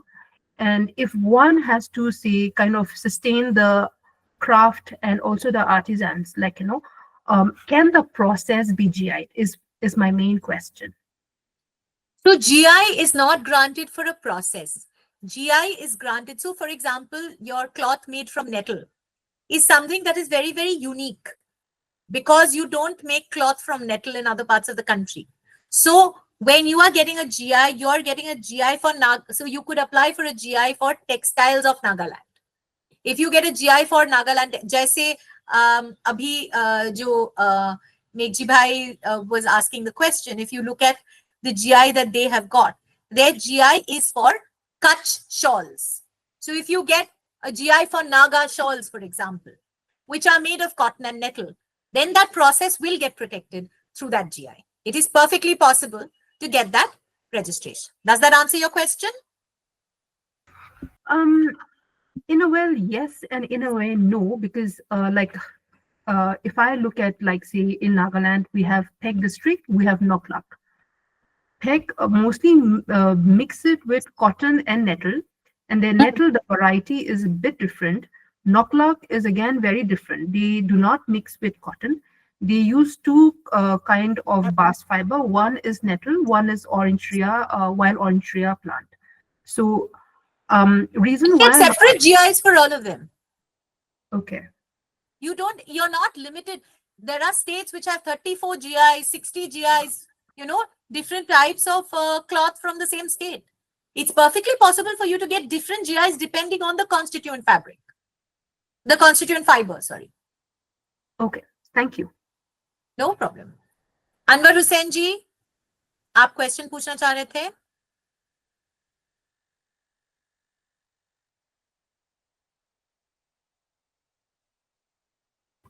I think Ansar Hussain. हाँ जी, raised hands. I'm looking at the raised hands. Jain Bhojia ji. Hello, ma'am. Good evening. Hello, good evening. I was just wondering the authentic products which has been made, whether it is handloom or handicrafts. But when we go for GI parameters or considerations like genuine material होना चाहिए, genuine technique होना चाहिए, ये सारी बातें हैं. अगर वो उसमें जाते हैं, then the price of the product is very high. And some people, if they have an alternative textiles for sale, and in case of Bhujodi person, extra weave technique, he said that we are into handloom. It takes a lot of time, painstaking process, but the cost of the textile is very high. I have really recently bought Kala cotton stuff in extra weft. So per meter of a fabric is like 600 rupees, 700 rupees, and so on, right? So if somebody comes with a power loom product using extra weft technique, but telling the customer that it is not handloom, it is a power loom product. So is there any problem in that? I'll simply answer your question, Jain ji, to say that there are different, it's one of the biggest ironies in our country that those that work in the handloom sector, if you see women who work in the handloom sector, they all wear Surat-made synthetic saris. Why? Because they can't afford to wear the handloom saris that they themselves make. So please understand that when we are looking at what you should be calling your product, it's about accuracy. No one is making a value judgment about handloom, power loom, jacquard, whatever. The point is there will be different products at different price points, but सच्चाई होना जरूरी है. आप अगर कोई traditional craft के नाम से किसी चीज को बेच रहे हो, that's a problem. You cannot use the name of something that is a traditional craft which has been protected for centuries and sell it in that name. So it is not a comment on power loom, but at the end of the day, what is important is that it should be accurately described. There should not be any misdescription. ये बहुत important है. But I do want to take 2 steps away from GI now and go back a little bit. You know, we are nearing the end of the session. I want to go back a little bit to copyrights, because every time we talk about GI, we talk about the community as a whole, जो सबका है. But ये equally important है कि आप याद रखें जो आपका है. Copyright आपका है. Design जो आप बनाते हो वो आपका है. जो चीज आप क्रिएट करते हो, जो आपने डिजाइन करा है, जो आपने प्रिंट करा है, वो आपका है. So when you have created something yourself, you should be able to assert your copyright over it. It's very, very important to do that. You should be able to prevent someone else from copying that. In other words, अगर आपने कोई चीज create किया है, चाहे आप वो copyright register करो या ना करो, आप दूसरों को आपको रोकना चाहिए. और आपके पास लॉ में वो सुविधा है कि आप किसी को लीगल नोटिस भेजो या किसी को कोर्ट ले जाओ उसे रोकने के लिए, अगर वो आपके क्राफ्ट को कॉपी कर रहे हैं. ठीक है, ये बहुत इंपॉर्टेंट है. और अगर आपने रजिस्टर नहीं करा है, मैंने कहा कि रजिस्ट्रेशन जरूरी नहीं है कॉपीराइट के लिए, तो आपने अगर कॉपीराइट रजिस्टर नहीं करा है तो फिर क्या आपके पास प्रोटेक्शन नहीं है? ये बात बिल्कुल भी सही नहीं है, क्योंकि आपको सिर्फ प्रूव करना है कि आपके पास वो राइट है. और वो राइट आपको दिखाने के लिए, जो आपको शुरू में बताया जा रहा था मेरे आने से पहले, पेपर वर्क बहुत जरूरी है. आपको प्रूफ रखना चाहिए. अगर आप कोई चीज डिजाइन कर रहे हो, आपको प्रूफ रखना चाहिए कि आपने उस पर्टिकुलर डिजाइन को क्रिएट किया था. चाहे आपने कंप्यूटर पे क्रिएट किया है, चाहे आपको कागज कलम से क्रिएट किया है, आपने जो क्रिएट किया है उसका प्रूफ आपके पास रहना चाहिए. आप उसको संभाल के रखो, ताकि कल को अगर कोई चैलेंज करे कि ये किसने डिजाइन किया था, उस बात को लेके अगर कोई बहस होती है, डिस्प्यूट होती है, तो आप प्रूफ कर सकते हैं कि आपने वो चीज को क्रिएट किया है. ठीक है, ये है पहली बात, वो प्रूफ रखना बहुत जरूरी है, ये है पहली बात। दूसरी बात ये है कि अगर आप किसी चीज को लेके आपको डाउट होता है कि ये मेरा है कि किसी और का है, आप एडवाइस लो। ना तो आप किसी डिजाइनर ने आपको कोई चीज बनाने के लिए दिया, आपको लगता है क्या मैं ये बेच सकता हूँ। बहुत बार मैंने सुना है कि डिजाइनर इतने सारे ऑर्डर्स देते हैं पर वो क्वालिटी कंट्रोल के बाद बहुत सारे प्रोडक्ट्स रह जाते हैं जो वो पिकअप नहीं करते हैं, या कुछ मास प्रोडक्शन के बाद वो पिकअप नहीं करते हैं, तो उसको बेचना पड़ेगा आपको। तो ये आप कभी मत सोचो कि मैं आर्टिजन हूं तो फिर बस मुंह बोली बात पे ही मैं काम करूंगी या करूंगा। ये एज अ लॉयर ये एडवाइस मैं आपको हमेशा दूंगी कि चाहे एक सिंपल, ये जरूरी नहीं है, पता है कि लीगल डॉक्यूमेंट होने के लिए वो एक बहुत कॉम्प्लिकेटेड अग्रीमेंट होना जरूरी है। ऐसा नहीं है, ऐसा नहीं है कि सिर्फ लॉयर का बना हुआ डॉक्यूमेंट जो नोटरी करते हैं उसी चीज को आप कोर्ट में एनफोर्स कर सकते हो, ऐसी बात नहीं है। आपकी जो अंडरस्टैंडिंग है ना डिजाइनर के साथ या किसी प्रोडक्शन हाउस के साथ या किसी सेलर के साथ, वो अंडरस्टैंडिंग को आप लिखित में लिख लीजिए ताकि ये क्लियर है क्या क्या लिखोगे आप। याद रखो, पहली बात, डिजाइन कौन देगा और प्रोडक्शन कौन करेगा। प्रोडक्शन करने के बाद जो एक्स्ट्रास बनते हैं उनसे उनका क्या किया जाएगा, क्योंकि एक्स्ट्रास बनाने के लिए भी कोई कॉस्ट तो आप इनकर करोगे, तो वो कॉस्ट कौन बेयर करेगा, आप बेयर करोगे या डिजाइनर या सेलर या दुकान जो है वो बेयर करेंगे। अगर एक्स्ट्रा पीसेस आपने बना लिया क्वालिटी कंट्रोल के लिए, तो वो एक्स्ट्रा पीसेस का क्या होगा, कौन लेगा, वो लेंगे या आप बेच सकते हो मार्केट में। क्या आप बेच सकते हो या नहीं बेच सकते हो। वो डिजाइन को आप दूसरे किसी प्रोडक्शन में बाद में यूज कर सकते हो कि नहीं कर सकते हो। ये सारी चीजें आप चाहे हिंदी में, चाहे अपनी भाषा में, बांग्ला में, इंग्लिश में, जिस भी लैंग्वेज में आपकी जो अंडरस्टैंडिंग है वो बेसिक अंडरस्टैंडिंग अगर आप एक कागज में अपने भाषा में लिख लो, कोई जरूरत नहीं है लॉयर की, अपनी भाषा में आप बहुत क्लियरली यू राइट डाउन कि आपकी अंडरस्टैंडिंग क्या है, ताकि बाद में जाके ये ना हो कि वो कहे कि मैंने तो ये बोला था और आप कहें कि नहीं आपने तो ये नहीं बोला था। तो वो अंडरस्टैंडिंग आप अगर लिख लो और किसी के सामने किसी को विटनेस रख लो, उनकी तरफ से एक और आपकी तरफ से एक, और उसको साइन कर लो, वो आपका कॉन्ट्रैक्ट बन गया। और वो कॉन्ट्रैक्ट बहुत जरूरी है आपके राइट्स को प्रोटेक्ट करने के लिए।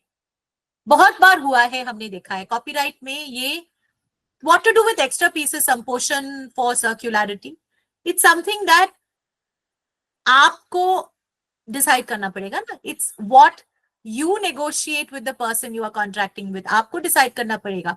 ऐसे कोई रूल नहीं है, लॉ नहीं कहता है कि अच्छा एक्स्ट्रास इसके पास जाएगा, वो तो आपको डिसाइड करना पड़ेगा आपस में बात करके, कॉस्टिंग करके। इसका तो कोई एक जवाब तो है नहीं, ठीक है ना। पर आप जो भी डिसाइड करोगे उसको अगर आप एक शीट ऑफ पेपर में लिख के रखो, ठीक है, आप अगर लिख के रखो तो वो कॉन्ट्रैक्ट बन गया और आपकी अंडरस्टैंडिंग उस कागज में है। आज के डेट में जितने भी डिजाइनर्स के साथ हम काम करते हैं, मैं सबको बोलती हूँ कि आप एक सिंपल कॉन्ट्रैक्ट बनाओ, उसको हिंदी में ट्रांसलेट करो, आप इसके जो लिखित में इसमें जो कुछ लिखा है वो आप समझाओ और उसके बाद काम शुरू करो, ताकि क्लैरिटी हो दोनों पार्टी की तरफ से, ठीक है ना, उसमें कोई कंफ्यूजन ना हो। और कॉपीराइट में एक बहुत इंटरेस्टिंग चीज है, पता है, ये आपका जानना बहुत जरूरी है। कभी कभी होता है, जैसे आजकल टेक्सटाइल आर्ट एक बहुत बड़ी चीज हो गई है, तो बहुत सारे एग्जीबिशंस हो रहे हैं जिसमें ट्रेडिशनल आर्टिजन्स और डिजाइनर्स एक साथ काम कर रहे हैं और वो चीजें बना रहे हैं, इंस्टॉलेशंस बना रहे हैं, आर्ट बना रहे हैं। If you as an artisan are contributing to a piece of art, अगर आपने कोई आर्ट बनाया जो किसी बड़े आर्टिस्ट या बड़े कोई एग्जीबिशन में लगाया जा रहा है, आपका हक बनता है कि आपका नाम उस आर्ट के साथ जुड़ा हो। कॉपीराइट लॉ में इसको कहते हैं right of paternity. Right of paternity का मतलब क्या है, you have the right to be identified as the creator of the work. आप हमेशा इस पे इंसिस्ट कर सकते हो कि नहीं, कॉपीराइट लॉ में मेरा ये राइट है। आप ये नहीं कह सकते हो कि आप इसको कुछ एक फैंसी नाम देके, आर्ट वर्क देके और अपने नाम पे कर लो। अंडरलाइन जो काम मैंने ऐसे, I'll give you an example.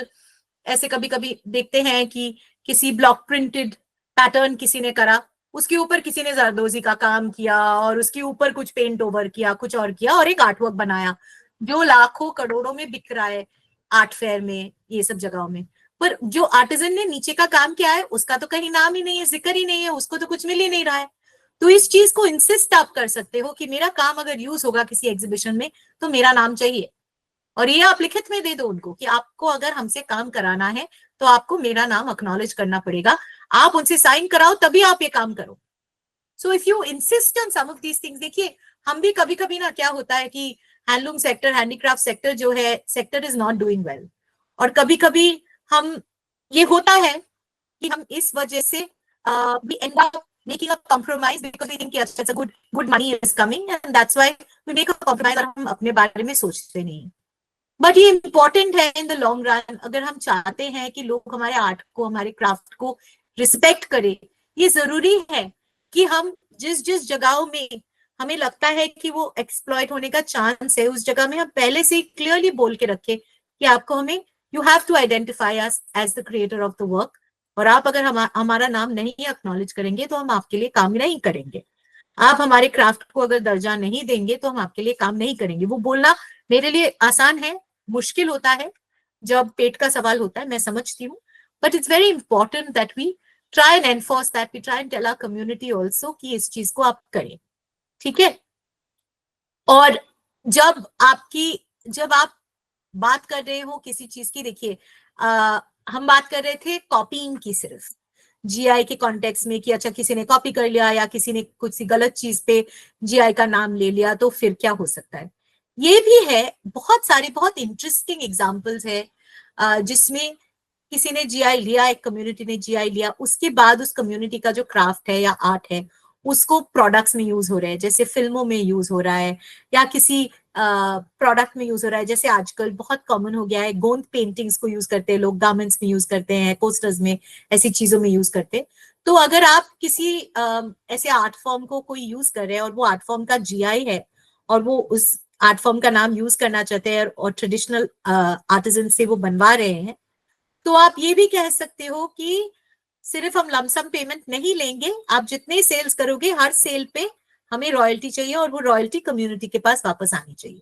तो आप जब इस चीज को लेके नेगोशिएट करो, आप इसको लेके आप लोग जब कम्युनिटी को भी ये सिखाओ, वापस जाके आप हर एक जो आज इस मीटिंग में है ना, आप सारे अपने कम्युनिटी के रिप्रेजेंटेटिव्स हो, तो आप सारे जाके अपने कम्युनिटी के लोगों को समझाओ कि जाके कोई अकेले जाके सिर्फ अपना फायदा देख के चीजें ना करे। और अगर हम बोल रहे हैं कि किसी कोई आके अगर पूरे कम्युनिटी से कुछ काम करवा रहे हैं तो रॉयल्टी मिलना चाहिए उस काम के वजह से जो पूरी कम्युनिटी को बेनिफिट करे। ये चीजें भी आप सोच सकते हो, अगर आप लिखित में लिखना शुरू करो ना तो ये सारी चीजें उसमें आ जाएंगे। Any other questions? We're nearing the end of the session. Any other questions anyone had? I have Go ahead. some question. May I ask? Okay. So two things. One is जो आप ये कह रहे हैं कि लीगल नोटिस भेजिए, तो ये लीगल नोटिस जरूरी है कि लॉयर ही लिखे और can an individual also right a legal notice? Good question. नाम से तो है वो लीगल नोटिस, ये जरूरी नहीं है कि लॉयर ही लिखे।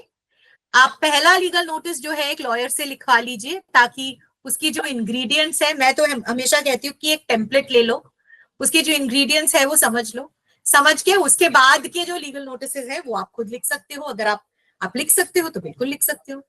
बढ़िया, थैंक यू। और दूसरा मेरा सवाल है कि अगर सपोज मैं किसी जीआई क्राफ्ट को प्रैक्टिस करती हूँ ट्रेडिशनली, से सांगानेरी प्रिंट्स, अगर का जीआई है और मैं उस कमिटी में नहीं हूँ जिसको जीआई मिला है और मेरी फैमिली ट्रेडिशनली वो काम करती है, तो मैं ये प्रिंट कर सकती हूँ या मुझे किसी से परमिशन लेनी पड़ेगी इसको सांगानेरी प्रिंट बोलने के लिए?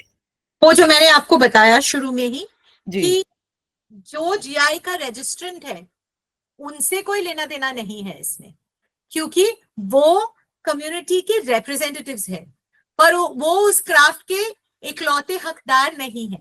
तो अगर आप उस क्राफ्ट को प्रैक्टिस करते हो और आप उसका रजिस्ट्रेशन अपने नाम पे भी अपने आप को भी उस लिस्ट में दाखिल करना चाहते हो, जो जीआई रजिस्ट्रेंट्स का लिस्ट है, आपको जीआई ऑफिस में अप्लाई करना पड़ेगा डायरेक्टली, और आपको ऑथराइज यूजर कहा जाता है।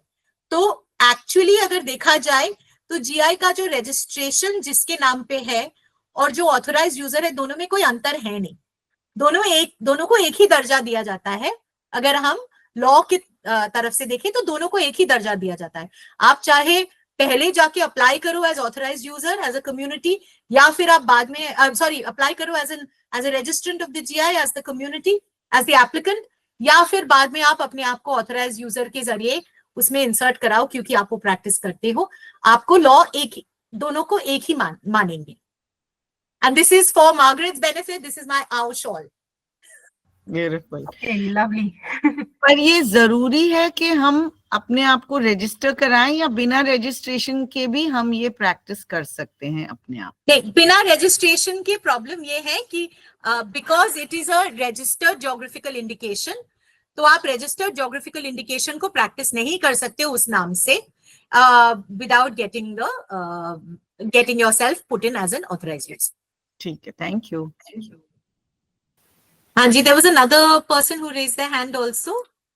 Yes, Urvashi here. I just wanted to ask कि जैसे कि मिथिला पेंटिंग मैंने सीखा, मिथिला पेंटिंग, मधुबनी पेंटिंग सब बहुत ही कॉमन हो गया है, सब लोग सिखा रहे हैं, बना रहे हैं, तो मैंने भी ऑनलाइन सीखा। ऐसे मेरे रूट्स बिहार में हैं, क्योंकि मेरे ग्रैंडफादर सब बिहार से थे, बट आफ्टर मैरिज मैं अभी उड़ीसा में रहती हूँ। तो मैं अभी ये प्रैक्टिस कर रही हूँ, और इसको मैं आगे जाके जैसे मेरा बैकग्राउंड पहले एडवर्टाइजिंग और ऐसा भी रहा है, तो उसको जैसे डिजिटल प्रिंट्स हो गए या प्रोडक्ट्स हो गए, जैसे हम बात कर रहे थे कि जैसे मूवीज हो गए, तो वैसे मीडियम्स में भी इसको मतलब एक दूसरे लेवल पे, ना कि बस हाथ का काम, बल्कि वैसे मैं चाह रही हूँ। तो मेरा तो पहले क्वेश्चन है कि अगर मैं प्रैक्टिस करूँ तो इसको मैं मिथिला पेंटिंग बोल सकती हूँ या नहीं, जैसे आप बता रहे थे, क्योंकि ऑलरेडी जीआई बहुत पहले ही इसको जीआई मिल चुका है। और दूसरा है कि अभी कुछ जैसे मेरे क्लाइंट्स हैं जो डिजिटली डिजाइन मेरे से बनवाते हैं, डिजिटल डिजाइन, तो उसका मतलब क्या प्रोसेस है कि अगर जैसे कि पेमेंट ये सब की बातें होती हैं, तो उनका होता है कि या तो आप रॉयल्टी बेसिस पे करो, या जैसे हम आर्टिजन से भी काम करवा रहे हैं तो रॉयल्टी बेसिस पे करो, या आप एक टाइम पे उस डिजाइन का पेमेंट ले लो। तो मतलब कोई एक हो सकता है या ऐसे दोनों हो सकते हैं? तो ये मेरे लिए बहुत बड़ा डिलेमा है। ये क्वेश्चन तो मैं नहीं आंसर कर सकती हूँ, क्योंकि वो आपका डिसीजन है। लॉ आपको ये इसमें मदद नहीं करेगी कि आपको कितने पैसे मिलने चाहिए, रॉयल्टी मिलना चाहिए। मतलब अगर हम पैसे ले रहे हैं तो अगर पैसे नहीं लेके सिर्फ रॉयल्टी, क्योंकि हमें कैसे पता चलेगा कि कितने प्रोडक्ट्स बिक रहे हैं, नहीं बिक रहे हैं? तो वो आप पे डिपेंड करता है ना। आपको अगर लगता है कि आप उनसे अकाउंट डिमांड कर सकते हो, या वो लिखित में आपको देंगे कि हाँ ठीक है, हम आपको सारे सेल्स के फिगर्स ऑडिटेड देंगे, तो फिर आप ले सकते हो रॉयल्टी। वो तो लीगल एडवाइस है नहीं ना, ये तो आप पे डिपेंड करता है आप किस तरह से नेगोशिएट करोगे और आपको क्या सही लगता है। बट जहाँ पे आती है बात डिजिटाइजेशन की या कुछ, देखिए पहली बात है, आप अगर मिथिला में नहीं है, हालांकि आप वो ट्रेडिशनल मिथिला पेंटिंग अगर देखा जाए ना, मिथिला पेंटिंग का जीआई जो है, मिथिला पेंटिंग का जीआई इज नॉट फॉर, अब जैसे मॉडर्न डे में होता है, मुझे पता नहीं आप किस तरह से करते हो, बट मॉडर्न डे में नॉर्मल वाटर कलर्स और फैब्रिक पेंट से किया जाता है।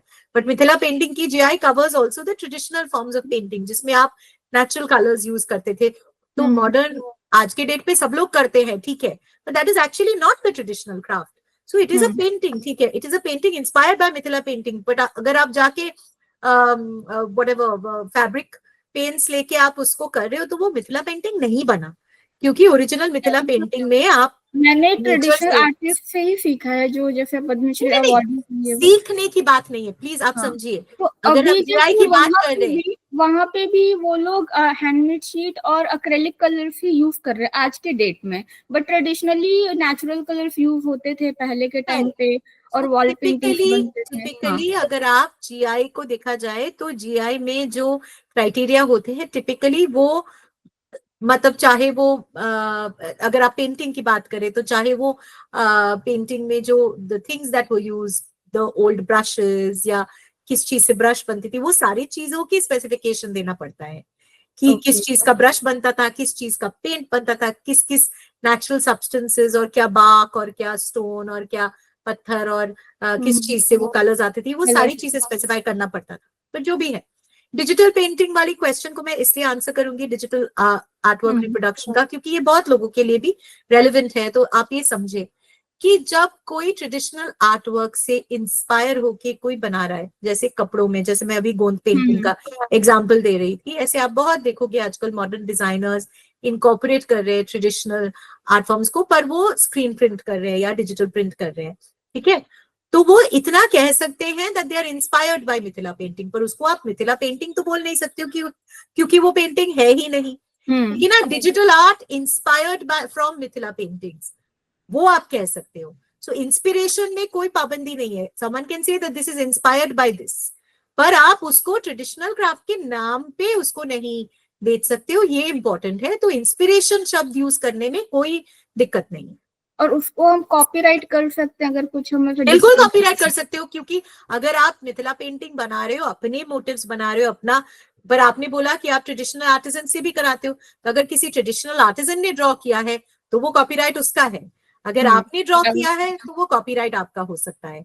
आप बेशक रजिस्टर करो, और इसलिए मैं कहती हूँ कॉन्ट्रैक्ट लिखवाना बहुत जरूरी है, क्योंकि अगर आप कॉन्ट्रैक्ट लिखवाओगे तो ये इंश्योर करता है कि जो आपके जिनके साथ आप मतलब जिनके लिए आप प्रोडक्शन कर रहे हो, वो कभी आगे जाके आपके प्रोडक्ट्स पे कॉपीराइट नहीं क्लेम कर सकता है। तो आपका कॉपीराइट जो है अपना रजिस्टर कराना बहुत जरूरी है, क्योंकि अगर किसी और के लिए प्रोडक्ट बना रहे हो तो 90% ऑफ द टाइम, फिर मानो आज आप एक्स कंपनी के लिए प्रोडक्ट्स बना रहे हो, कल को आप उनके कॉम्पिटिटर के लिए बनाने गए तो वो आके आपको रोकने की कोशिश करेंगे, जबकि आर्ट आपकी है, आपने बनाया है। तो आप अगर अपना कॉपीराइट रजिस्टर करके रखो ना, तो आप कह सकते हो कि कॉपीराइट तो मेरा है, मैं किसी के लिए भी बना सकती हूँ। आपने मुझे 10 पेंटिंग्स करने के लमसम इतने पैसे दिए हैं, इसका मतलब ये नहीं कि मेरा आर्ट आपका बन गया। तो इसीलिए इंपॉर्टेंट है आपका कॉपीराइट असर्ट करना, इसीलिए इंपॉर्टेंट है अगर आप लमसम पेमेंट ले रहे हो या रॉयल्टी ले रहे हो, जो भी ले रहे हो, उसको आप लिखित में रख लो, ताकि ये क्लियर हो जाए कि कॉपीराइट आपका है या उनका है, नहीं तो कल को जाके वो अपना कॉपीराइट असर्ट करेंगे। लेकिन अगर लाइक प्रोडक्ट डिस्क्रिप्शन उन्होंने दिया है कोई पर्टिकुलर टाइप का डिजाइन, तो वो कॉपीराइट उनका होता है? बिल्कुल भी नहीं, बिल्कुल भी नहीं। देखो इंपॉर्टेंट ये है, अगर मैंने बोला please design a coffee mug for me जिसपे एक ट्री होगा, ट्री के साइड में एक स्नेक है और एक घर है और उसके सामने एक वुमन बैठी है, ये अगर आप सोचो ये आर्ट क्लास है और ये इंस्ट्रक्शंस मैंने इस पूरे कमरे में जितने लोग हैं उन सबको ये सेम इंस्ट्रक्शंस दे दिया, क्या वो सारे 44 पीपल जो इस वक्त हैं आइडेंटिकल पेंटिंग बनाएंगे? नहीं ना। ये जो इंस्ट्रक्शंस मैंने दिया, ये इंस्ट्रक्शंस ऐसे नहीं है जिससे सबका वर्क एक हो, उसमें तो आप अपना इमेजिनेशन यूज करोगे ना। आप ताहिर जी अगर बिदरी वर्क करेंगे तो वो अलग होगा, मार्गरेट अगर नेटल पे इस मोटिव को वीव करेगी तो वो अलग होगा, वनकर मेघ जी अगर उसमें कच्ची शॉल बनाएंगे तो वो अलग होगा। तो सिर्फ ये बेसिक इंस्ट्रक्शन से आर्ट वर्क नहीं बनता है, आर्टिस्टिक एफर्ट जिसका बन रहा है उसी का कॉपीराइट होता है, ये जानना बहुत जरूरी है और ये डिस्टिंक्शन हमेशा याद रखो। लेकिन जिसने बनाया, जिसने कंसेप्चुअलाइज किया, जिसने पेन टू पेपर डाल के उस चीज को पूरा कंसेप्चुलाइज करके क्रिएट किया, कॉपीराइट उसी का होता है। ओके ठीक है। लेकिन एज अ कंपनी तो किसी को भी ऐसा डर लगेगा कि मतलब हम आर्टिस्ट से काम करा रहे और वही कॉम्पिटिटर के पास चला गया तो सेम काम कहीं उसके पास इसलिए have agreements in writing. So Urvashi, we can't keep doing cross checking. So we'll stop here because we all have our individual issues, obviously. So we'll move on to anyone else who has any question. Otherwise, we'll wrap up now because we're already beyond time.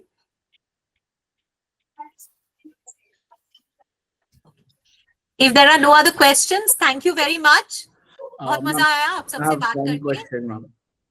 Yes, Kunal, you can have the concluding question and then I'm going to run. So while I've been seeing in Banaras, like while purchasing Banarasi sarees, the corporates gives the food numbers, like purchasing order numbers. So in that they place a line very smartly that while you are selling this piece to us, you are transferring the IP rights of this product to us. So can they later on stop us producing them because they are hand picking it? They're not even giving orders and anything, but they claim for that IP rights. Refuse to sign that. It's as simple as that. So, but like it's a PO order. While we are selling it, they like you have already done like a business and like they have picked the entire process, and now in the PO they have just placed the line. So how can we? So when the PO just send an email back to them saying, please note that you do not own the copyright over these works and the copyright is not being transferred to you. It's as simple as that. Sure, ma'am. Just in an email back, you just write that. Someone writing it on their own does not, sort of mean that your copyright automatically goes away. Contract का सबसे important rule क्या है? जो दो contracting parties है, दोनों को agreement में होना चाहिए. If both sides are not in agreement, it is not a contract. So if you write back in an email protesting against it, the contract is not complete. Okay. Okay, we have one more question from Vishal, who's asking copyright. He had asked earlier, copyright and product patent में क्या अंतर है, ma'am? Completely different चीज है. आपको product patent से यहाँ मतलब नहीं है. As designers, product patent inventions के लिए है. वो completely different चीज है. Okay, Nita, I think we should stop it now.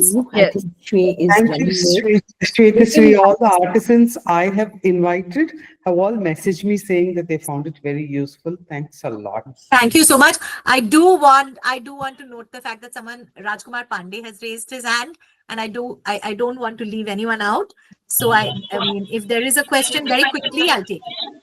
Ma'am authorise user के लिए हमें क्या करना पड़ेगा? हमारे वैसे सांगानेर में कैलिको प्रिंटर्स कोऑपरेटिव सोसाइटी का जीआई लिया हुआ है, तो ऑथराइज यूजर बनने के लिए मेरे को क्या करना पड़ेगा? प्रोसेस क्या रहेगा? I have to take this question offline क्योंकि ये जो है प्रोसीजर और डॉक्यूमेंटेशन और ये सारी जो निटिग्रिटीज वो हम इसमें तो ऑब्वियसली कवर नहीं कर रहे सेशन में, टाइम में वो नहीं हो सकता है, तो उसके लिए I'll take this offline. ठीक है? You can contact me and I can guide you. Yeah, and Okay, I ma'am. just like to, Thank you, ma'am. No problem. Shweta, before you go, my voice is very bad, but I hope you can hear me.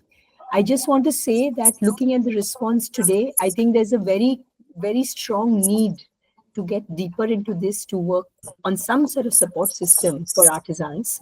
So we would like to kind of get in touch with you later to see what we could work out together as a, maybe like a support service that we could create.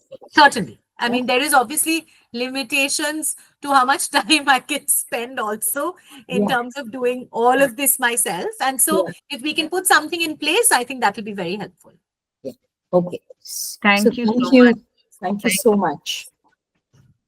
Thank you very much. Thank you, everyone. Thank you. It was really good. Thank I you. was really glad to have you, ma'am.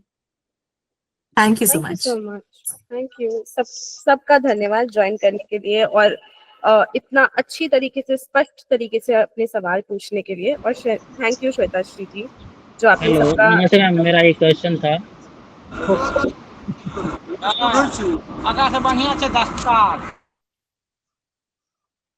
हाँ जी खेताराम जी, जल्दी बताइए। नमस्ते ma'am. नमस्ते। मैं खेताराम बाड़मेर से हूँ। Ma'am मैंने मतलब बाड़मेर जिले का अभी नया डिजाइन बनाया है, तो मैं वो कैसे उसका मतलब मेरा 2-3 जगह वो कॉपी मतलब होने की मतलब 2-3 जगह हो रहा है, तो उसको मैं कैसे मतलब अभी मैंने क्या स्टार्टिंग किया है, बाड़मेर जिले का फर्स्ट कलेक्शन बनाया है नए धागों में और नए तरीके से पूरा डिजाइन नया चेंज किया है। Barmer applique weaving ma'am, handloom. अच्छा वीविंग, ओके। तो आप ये ऑफलाइन कांटेक्ट कीजिए, मैं आपको फिर गाइड कर दूंगी थोड़ा सा, ठीक है? Okay ma'am, okay thank you. Thank you so much. Thank you very much. Thank you so much. Thank you. Bye bye. Thanks a lot.